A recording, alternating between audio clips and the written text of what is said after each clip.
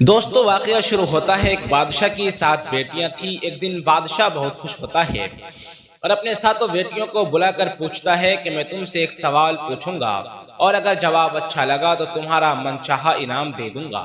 सब एक कतार में खड़ी हो जाओ और एक एक करके बताओ कि तुम किसका दिया खाती हो और किसका दिया पहनती हो।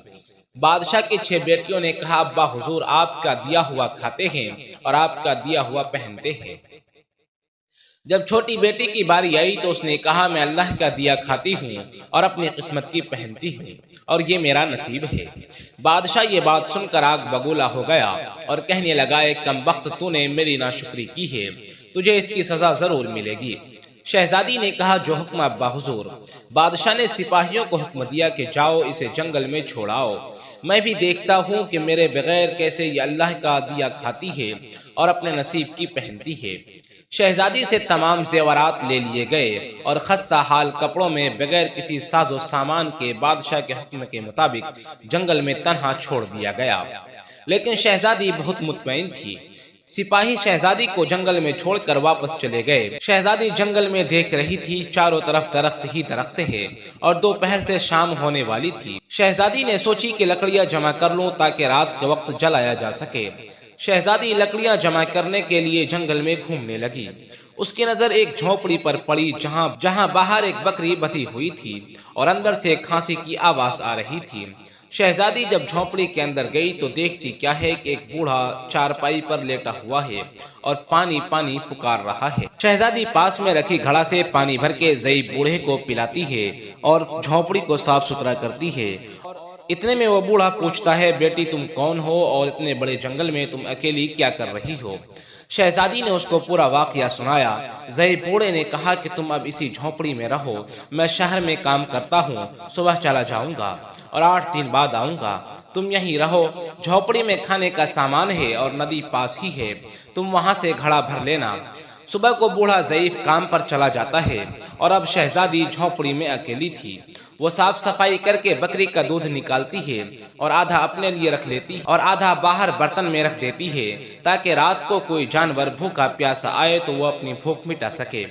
जब सुबह शहजादी उठती है तो देखती है कि प्याला खाली है और प्याला के पास एक लाल जो बेहद कीमती था पड़ा हुआ है।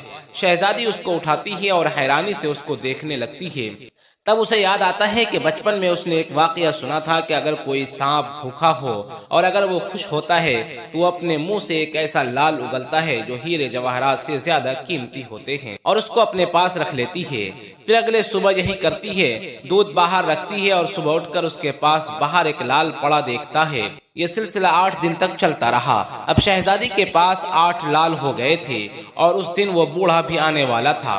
जब वो ज़ईफ आया तो शहजादी ने उसको पूरा वाकया बताया और 3 लाल देकर शहर भेजा कि जाओ और घर बनाने का सामान लेकर आओ। उस लाल की वजह से अब जंगल में एक आलीशान महल बन चुका था और देखते ही देखते उस लाल की कीमत से शहजादी ने वहां अपनी सल्तनत कायम कर ली थी। उसके चर्चे दूर दूर तक होने लगे। जब उसकी खबर बादशाह को लगी जो कि उसके वालिद थे तो बादशाह ने पैगाम भिजवाया कि जरा पता करो कि वो कौन सी शहजादी है, कहां से आई है जो जंगल में इतना आलीशान महल बना रखी है और अपनी सल्तनत कायम कर रखी है। जब बादशाह के सिपाही शहजादी से मिले और उन्होंने बादशाह का पैगाम सुनाया तो शहजादी ने कहा कि मैं शर्त पर बादशाह को इजाजत दूंगी कि बादशाह अपनी बेटियों के साथ आए। चुनांचे बादशाह को यह पैगाम सुनाया गया। बादशाह अपनी 6 बेटियों के साथ शहजादी के महल आए और जैसे ही बादशाह महल के अंदर गया और वो शहजादी को देखकर हैरान हो गया। शहजादी ने अपने अब्बू को जवाब दिया, अब्बा जान, जिस वक्त आपने हमें जंगल में छोड़ा था उस वक्त मेरे पास सिर्फ एक कपड़े थे और आज जब आप आए हैं तो देखें मैं एक सल्तनत की मालिक बन चुकी हूँ और एक सल्तनत कायम कर चुकी हूँ। मैंने कहा था ना कि जो मेरा नसीब का है वो मुझे जरूर मिलेगा और अल्लाह मुझे खिलाता है।